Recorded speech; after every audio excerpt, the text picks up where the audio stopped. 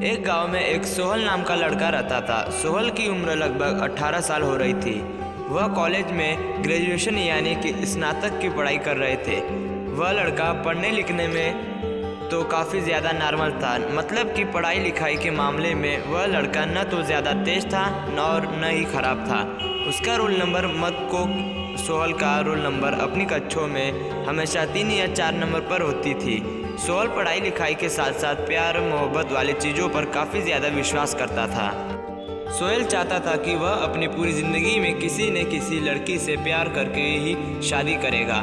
जयपुर शुरुआत में ग्रेजुएशन में पढ़ाई कर रहा था तो प्रथम सेमेस्टर में उसे किसी प्रकार की कोई प्यार करने की हिम्मत नहीं लग रही थी। लेकिन जैसे ही वह दूसरे सेमेस्टर में जाते हैं उसे एक लड़की में काफ़ी ज़्यादा सुंदरता देखने लगती है। लेकिन वह लड़की क्लास में हमेशा प्रथम नंबर पर आती थी। उसका मतलब है कि वह लड़की जिसका नाम नेहा थी यहाँ हमेशा क्लास में प्रथम आती थी और पढ़ाई लिखाई करने में सोहल से भी काफ़ी ज़्यादा आगे थी। पहले तो सोहल अपने कॉलेज पर प्रतिदिन नहीं जाया करता था, लेकिन जब से वह उस लड़की नेहा को देखा था तो वह कॉलेज पर प्रतिदिन जाने के लिए बेबस हो गया था। उसी लड़की को एक तरफा प्यार होने के कारण सोहेल कॉलेज प्रतिदिन और लगातार जाया करता था, जिससे कि उसकी पढ़ाई अच्छी होने लगी थी।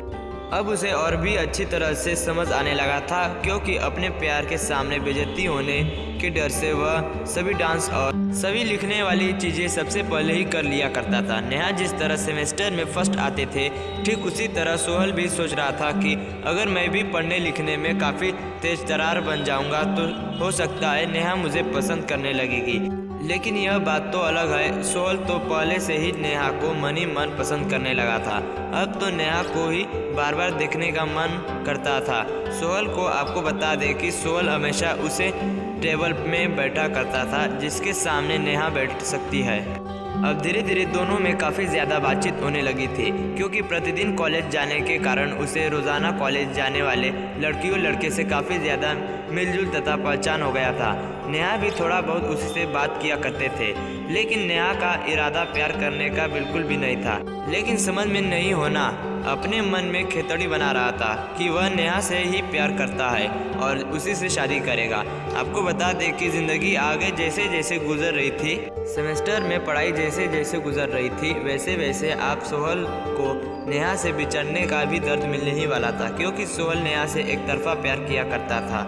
इसलिए मैं नेहा को सोहल के प्यार के बारे में कुछ नया तो जानकारी भी नहीं थी। धीरे धीरे नेहा और सोहल तथा सेमेस्टर के सभी लोग अंतिम सेमेस्टर मतलब कि 6 सेमेस्टर में पहुंच गए थे।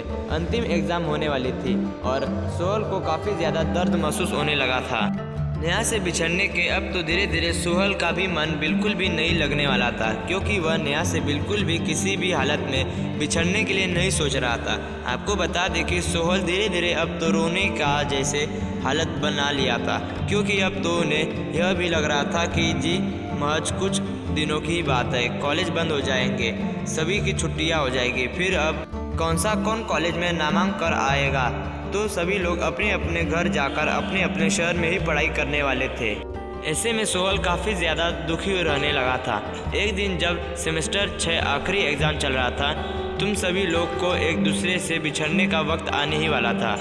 उसी पहले हुए चाहता था कि वह नेहा से बात करे कि वह उससे प्यार करता है और उसका फ़ोन नंबर वगैरह लेकर उसे सब दिन के लिए बात करने के लिए तैयार करने के बारे में सोच रहा था। उस दिन तो परीक्षा आखिरी दिन था। उस दिन के बाद से अब कोई किसी को नहीं मिलने वाला था। जैसे ही सभी लोग अपने अपने घर जाने लगे थे तो सोहल का घर भी काफ़ी ज़्यादा दूर था और नेहा का घर भी काफ़ी ज़्यादा दूर था। परीक्षा खत्म होते ही सभी लोग अपने अपने घर की तरफ चल पड़े थे। साथ साथ नेहा और सोहल भी अपने घर की तरफ चल पड़े थे।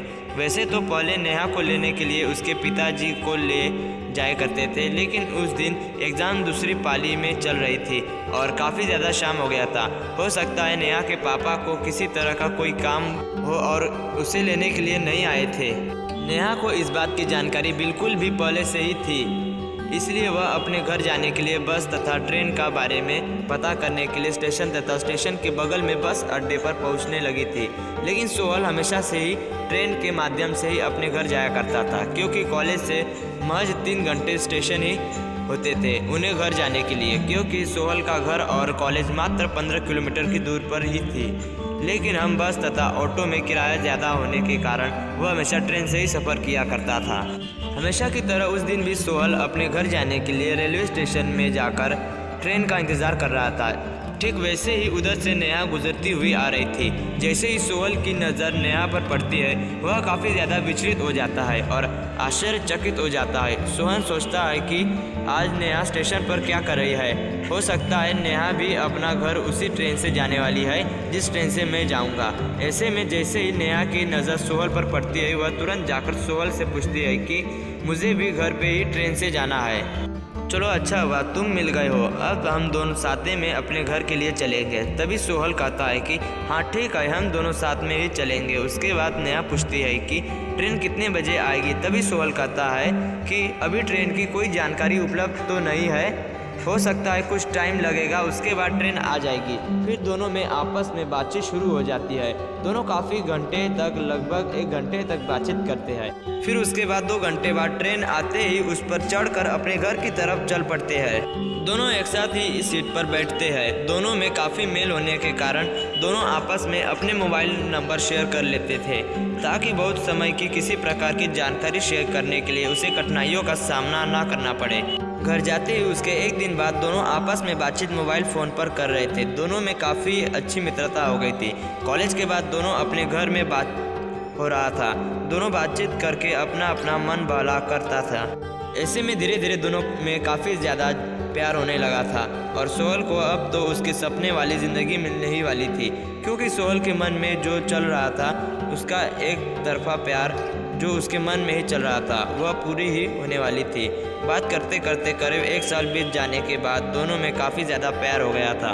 वह शादी करने के लिए राज़ी हो गई थी। तभी दोनों के घर वाले एक दूसरे से मिलते हैं और शादी के बातचीत करते हैं। फिर शादी करके दोनों नेहा तथा सोहल एक साथ खुशी खुशी रहने लगते हैं।